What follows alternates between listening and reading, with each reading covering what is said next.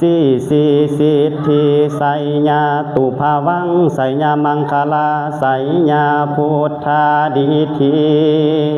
วันนี้แม่นวันดีวันดีที่สุลำลึกถึกหน่วยซื้อว่ามหามงคลยังมีเจ้าพญาผู้มีบุญองค์หนึ่ง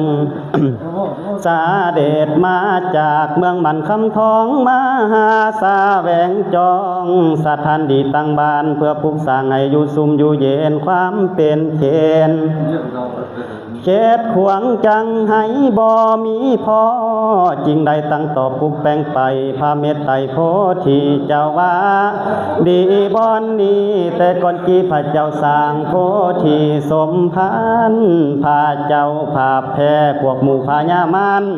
ผู้สาโหดบ่อนนี้บ่อนพระเจ้าผดสัตว์นี้ก่อนบ่อนนางธรณีเอาคำมา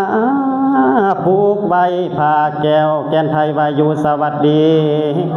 10,000 ปีก็บ่มีพวยไผมาตองบัดนี้เจ้าสีนั่งอยู่ห้องแก้วกองเงินคำเขาสีนำเอาแก้วแวนมาให้กาบทั้งคอยสวงใส่หลูลังไหลมาสิได้มีสักดาวฤทธิองค์อาจกับทางพวกหมู่ญาติสิได้แต่งของฝากมาหากับทางพันลายาอันงามหนุ่มน้อยน่าซึ้งซอยโสภาบัดนี้จากได้พันลานาแต่เดิมดาเขาจัดแต่งเขาหาใหม่ปลูกเหือนมีใจเพี้ยนทั้งเยินอยากแต่งทงหมากทั้งนำบังคิงขัวเคียหาขวัญคมและมิตรทาแล้วจิ้งแบกเข้าป่าดันทงกระดงดอนเดินโคจรมือแรงมือเศร้าวันคำเจ้า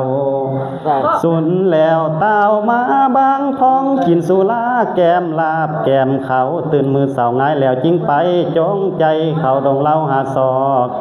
ไปพบพ่อลำปอดตัวดัดตัวปอดดีไม่มีสีเอาเป็นเสาแหกแล้วจิ้งแบกขวัญใส่ฟันลงตัดปลายโป่งลำดีสะอาดนี่แม่นธรรมศาสตร์ไม่คำไม่คุ้นฝันลำลุ้นเสาฝันเป็นครูที่เกิดอยู่ฝ่ายข้างตินดอนเหลียวเบิ่งงามซ้อนร้อนอินแปลงปลูกไว้ตัดเอาใดมาถักเป็นเสาไปหาเอาบ่หยุดบ่ย้อนเด้อเฮฮอนเขาป่าดงหน้าลายเวลาปีเดือนติดต่อหลายพันมือหลายพันมือตัวเจ้าอ่อนแห้งยามแรงเข่ายามง่ายป่าเป่ามือสืบมือปั๊มไปสืบไปปีเดือนใดวันย้ำเข้าป่าแดดแห้งฮ้อนล้นไม่ค่อยเพียนปีเดือนเขาบุกมาข้ามล่วงฝนหลังย่อยห้ำนาซุ้มเย็นบ่ละบนแล้วฟันเฮือนหลังใหญ่บาดนี้ข้าจักแต่งขันดอกไม้เสิญเจ้าเข้าสู่เฮือนเขาฟันตกต่อเจ้าอย่าได้หักเมื่อเมืองเหนือเขาฟันตกคือเจ้าอย่าได้หักเมื่อเมืองนาเขาฟันตกปากเจ้าอย่าได้เศร้าเสียสูญให้เจ้ามาขับมาคุ้นหุงเฮืองเพียงอาจให้เจ้ามาสัมภาษณ์อยู่สุมอยู่เย็นความเขียนขวงอย่าให้ใดความเจ็บไข้ก็อย่าให้มีว่ามาเยอะควาน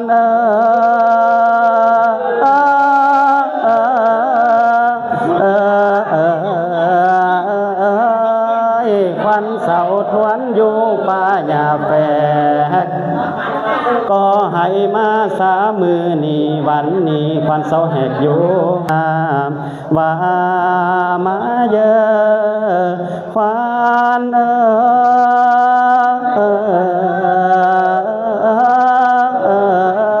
ควันเจ้าไปฝันไม่เศร้าทวนเศร้าอยู่ป่าหญ้าแฝกขวัญเจ้าไปฟ้าอันไม่เศร้าแหกอยู่ป่าน้ำหันก้อยมาสามมือนี้บันนี้ขวัญเจ้าไปฟันเศร้าขวัญอาบน้ำขวัญเจ้าไปฝันไม่เศร้าคำเมาแดดเสสวนก็ให้มาสามมือนี้บันนี้ขวัญเจ้าไปฟันใหม่สียัวเสาอยู่ห่มหลอดขวัญเจ้าไปฟันใหม่กอบทอดเสาอยู่กลางดงก็ให้มาสา มือนี้บันนี้ขวัญเจ้าไปตัดตรงตัดก้อนเศร้าอยู่โคกคอยก็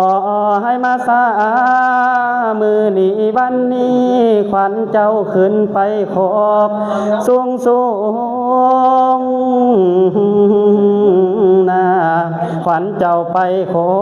กคอยบอยคำให้ตาวมาว่ามาเยอะควาน